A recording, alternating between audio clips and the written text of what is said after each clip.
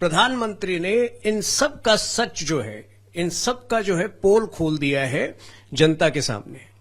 शरद पवार हो, ओवैसी हो या राहुल गांधी, ये सब एक ही थाली के चट्टे पट्टे हैं और एक ही तुष्टीकरण की राजनीति करते आए हैं। देखिए, जिस प्रकार एक भाषा में पूरा विपक्ष आज बोल रहा है, उनकी बौखलाहट जो है वो जग जाहिर हो रही है।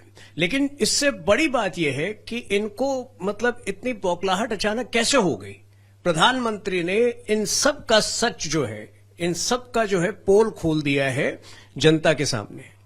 शरद पवार हो, ओवैसी हो या राहुल गांधी, ये सब एक ही थाली के चट्टे पट्टे हैं और एक ही तुष्टीकरण की राजनीति करते आए हैं।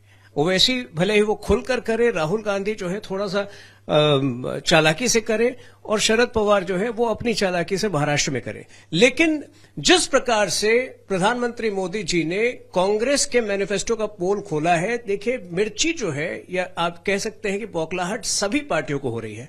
और आज कांग्रेस का ये दारोमदार और बढ़ जाता है कि कांग्रेस आकर स्पष्टीकरण दे कि क्या वाकई वो जो वेल्थ डिस्ट्रीब्यूशन, रीडिस्ट्रीब्यूशन की बात कर रही थी, क्या वो हिंदुओं का जो सोना चांदी वो सब लेकर जो है एक विशेष समुदाय में वितरित करना चाह रही थी।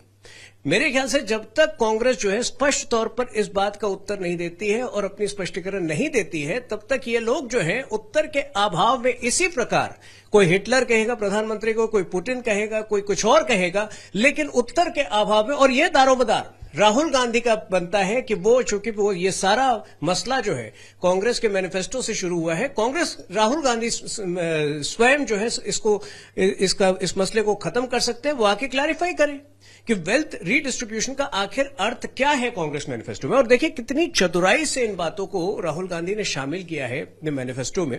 जो कांग्रेस के मैनिफेस्टो का इक्विटी सेक्शन है, उसमें उन्होंने कास्ट सर्वे की तो बात की ही, कास्ट सर्वे के अतिरिक्त सोशियो इकोनॉमिक सर्वे की बात कही, जिसके उपरांत एफर्मेटिव एक्शन होगा। ये पॉइंट नंबर 1 है कांग्रेस की मैनिफेस्टो का इक्विटी सेक्शन।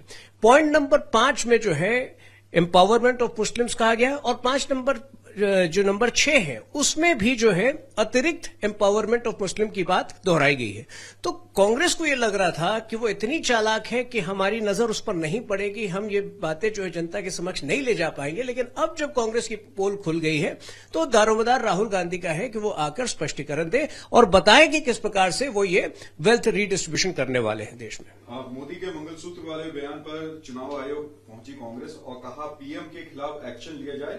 वहीं खरगे ने मैनिफेस्टो समझाने के लिए पीएम मोदी से समय मांगा है और बीजेपी ने इसका कांग्रेस की नौटंकी बताया। देखिए, खरगे जी समय मांगे नहीं मांगे, जनता को कांग्रेस का मैनिफेस्टो अब समझ में आ गया है।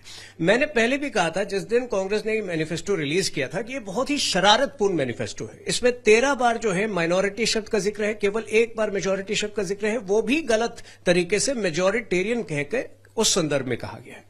इसमें बार बार पर्सनल लॉज का जिक्र किया गया है, पर्सनल लॉज की रक्षा का जिक्र किया गया है, इसमें बार बार वेल्थ रीडिस्ट्रीब्यूशन की बात कही गई है। तो स्वाभाविक है कि इनका जो एक सिनिस्टर एजेंडा था, वो जो है हमारे लिए बहुत जरूरी था। और ये हमें गर्व है इस बात पर कि प्रधानमंत्री ने ये जो सेक्युलर पॉलिटिक्स के जो बंधन, जबरदस्ती की बंदिशें हैं, उससे बाहर निकलकर उन्होंने सच बयान किया है, जिसके बाद कांग्रेस बौखला गई है।